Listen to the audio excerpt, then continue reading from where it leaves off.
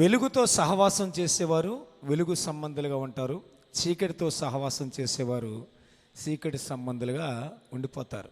అపోస్తుల కార్యము 19వ అధ్యాయము పౌలు పై ప్రదేశములలో సంచరించి ఎఫెసునకు వచ్చి కొందరి శిష్యులను చూచి, మీరు విశ్వసించినప్పుడు పరిశుద్ధాత్మను పొందితిరా అని వారిని అడుగగా, వారు పరిశుద్ధాత్ముడు ఉన్నాడన్న సంగతియే మేము వినలేదని చెప్పిరి. దేవునికి మహిమ కలుగునుగాక.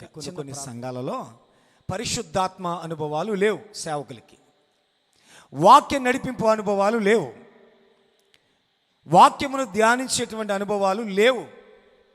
కానీ ఏదో ఆ ఆదివారం ఆ గంట 2 గంటలు గడుపుకోవడానికి వారి దగ్గరికి పంపించినటువంటి విశ్వాసులకు దైవ సేవకుడు ఎలాంటి ఆహారాన్ని వడ్డిస్తూ ఉన్నాడు అనేటువంటి విషయాలు ఈరోజున చాలామంది కూడా తెలుసుకోలేకపోతున్నారు. అందుకే లోకంలోకి గారిడి బోధలు కూడా వచ్చాయి. తెలిసిన సేవకులందరూ కూడా బురుడి కొట్టిస్తున్నారు. ఈరోజున విశ్వాసులు కూడా అలాంటి వాళ్ళ దగ్గరికి పరుగులు పెడుతున్నారు. వాస్తవంగా చెప్పాలంటే స్వచ్ఛమైన వాక్యం కొరకు పరిగెట్టుకు వచ్చేవారు చాలామంది కరువైపోయారు. వారి జీవితాల్లో స్వచ్ఛమైన దేవుణ్ణి, పరిశుద్ధాత్మను ఆహ్వానించేటువంటి విశ్వాసులు కూడా చాలా కరువైపోయారు. ఖండించి బోధించే సేవకుడి దగ్గరికి ఈ రోజున చాలామంది విశ్వాసులు రావడానికి ఇష్టపడతలేదు. ఎందుకంటే వారు మనసు ఎలా ఉందంటే వాతలేయబడినటువంటి మనస్సు అయిపోయింది. వాక్యం ద్వారా నేర్చుకోవాల్సినటువంటి విషయాలు చాలా ఉన్నాయి, సరి చేసుకోవాల్సిన విషయాలు చాలా ఉన్నాయి, మనల్ని మనం తగ్గించుకోవాల్సిన విషయాలు చాలా ఉన్నాయి. కానీ ఇవన్నీ అవసరం లేదు. ఏం కావాలి ఈ రోజునంటే వెళ్ళాం వచ్చాం. మరి పరలోకానికి ఎలా సిద్ధపడి అవుతాం? మనం సంపూర్ణమైనటువంటి దేవుని ఆత్మను మనం పొందుకోకపోతే, సంపూర్ణమైనటువంటి దేవుని ఆత్మలో పరవశించకపోతే మనము దేవుని యొక్క ముఖదర్శనాన్ని ఎలా చూస్తాం? ఎలాగ మనం ఆయన చూడగలుగుతాం? ఈ విషయాలన్నీ కూడా పౌలు వారితో సంబోధిస్తూ, పరిశుద్ధాత్ముడు ఉన్న సంగతి మీకు తెలియలేదు, అయితే మీకు బాప్తిస్మం ఇచ్చిన వారికి తెలియదు, వాళ్ళకి తెలియదు. ఏమంటాడు అంటే కొరింథీయులకు రాసిన పత్రిక అనుకుంటే 15వ అధ్యాయం 33వ వచనంలో, దుష్ట సాంగత్యం అంట మంచి నడవడి చెరిపేస్తుంది. దుష్ట సాంగత్యానికి మనుషులు ఈ రోజున బానిసలైపోతున్నారు. ఈ దుష్ట సాంగత్యం మనుషులు ఏం చేస్తుందంటే చెడుపుతుంది, వాళ్ళు చెడిపోతున్నారు. కానీ దేవునితో సహవాసం చేయడం అనేది ఆశీర్వాదం. చూడండి, అపోస్తలుడైనటువంటి పౌలు అనేక ప్రదేశాలు తిరుగుతున్నాడు, అనేక ప్రాంతాలు తిరుగుతున్నాడు.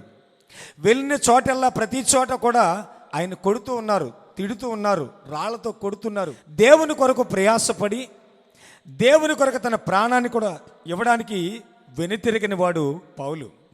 ఆయన అంటాడు 2వ కొరింథీయులకు రాసిన పత్రిక 4వ అధ్యాయం 10వ వచనం, యేసు యొక్క జీవము మా శరీరమందు ప్రత్యక్షపరచబడుటకై యేసు యొక్క మరణానుభవము మా శరీరమందు ఎల్లప్పుడూ వహించుకుని ఉన్నాము. దేవునికి మహిమ కలుగునుగాక. హల్లెలూయా. చూడండి, సేవకుడు నిలబడిన ప్రతి స్థలంలో ఎవరిని చూపిస్తున్నాడంటే సేవకుడిని కాదు, ఆయన శరీరములోంచి, ఆయన ముఖములోంచి ఎవరిని ప్రత్యక్షపరుస్తున్నాడంటే యేసయ్యను ప్రత్యక్షపరుస్తున్నాడు. ఎవరంటే పౌలు. ఆయన నిలబడిన ప్రతి స్థలములో, వాక్యం చెప్తున్న ప్రతి స్థలములో ఆయన దేహమందు యేసుక్రీస్తు వారు ప్రత్యక్షమవుతున్నారని ఖచ్చితంగా చెప్తున్నారు. ఎల్లప్పుడూ కూడా యేసుక్రీస్తుని మేము ప్రత్యక్షపరచుచున్నాం. ఎంత అద్భుతమైనటువంటి విషయం అండి అది. ఇప్పుడు మన శరీరమందు మనము మరుగైపోవాలి. మన శరీరమందు, మన మాటల యందు, మన సంభాషణల యందు, మనము వెళుతున్న మార్గాల యందు ఎవరు ప్రత్యక్షం అవ్వాలి అంటే యేసయ్య ప్రత్యక్షం అవ్వాలి. ఆమెన్, హల్లెలూయా. యేసయ్య మనలోంచి ప్రత్యక్షం అవుతున్నప్పుడు, మనలోంచి యేసయ్యను చూసేటువంటి ప్రజలందరూ కూడా ఆ కాంతికి ప్రభు దగ్గరికి వస్తారు. దేవునికి స్తోత్రం. ఎప్పుడైతే మన ముఖకాంతి యేసయ్య ముఖకాంతిలా మారుతుందో, ఆ కాంతిలో చూసిన ప్రతి ఒక్కరు కూడా, ఓ యేసును నమ్మిన వారు ఇంత కాంతితో, ఇంత ప్రభావముతో, ఇంత శక్తితో, ఇంత మృదువు కలిగిన మాటలతో వీళ్ళు ఎలా ఉంటారని చెప్పి అన్యజనులు సహితము కూడా ప్రభు సన్నిధికి వచ్చే రోజులు ఈ రోజులండి. కానీ మనం ఎవరిని ప్రత్యక్షపరుస్తున్నామో తెలుసా? మన దేహం ముందు సాతానుని ప్రత్యక్షపరుస్తున్నాం, సినిమా యాక్టర్లను ప్రత్యక్షపరుస్తున్నాం, ఏమండి రకరకాల భోగాలలో ఉన్న వారిని ప్రత్యక్షపరుస్తున్నాం. ఏమండి మన ముఖం అసలు నా ముఖం నాది కాదు అన్నట్టుగా ఫీల్ అవుతూ ఉంటాం అద్దం ముందు నుంచుని. కానీ దేవుడు ఈ ముఖాన్ని ఇంత సౌందర్యంగా మనకి ఇచ్చాడు చూసారా? ఇచ్చిన దేవుడిని మనం మరిచిపోతూ ఉంటాం. ఎవరిచ్చారు మనకి? అమ్మా నాన్న వల్ల వచ్చేసిందా? కాదే. దేవుడు నిన్ను పిండముగా రూపించి లోపల పెట్టాడు, అందాన్ని నీకు ఇచ్చాడు, కాళ్ళు చేతులు వంకర లేకుండా నేను భూమి మీదకు పంపించాడు. ఎంత గొప్ప ఘనత అండి! అలాంటి సందర్భాలను బట్టి మనం చేయవలసిన పని ఏంటంటే చివరి దినాలలో మనలోంచి యేసయ్యను ప్రత్యక్షపరచాలి. ఆమెన్. యేసయ్యను ప్రత్యక్షపరచాలని మనం చేయవలసినటువంటి పని ఏంటంటే ఆయన వాక్యమును సమయమందును అసమయమందును కూడా చదువుతూ ఉండాలి, ధ్యానిస్తూ ఉండాలి. అదే కాకుండా దైవ సేవకులు చెప్తున్న బోధకి మనం చెవియొగ్గాలి.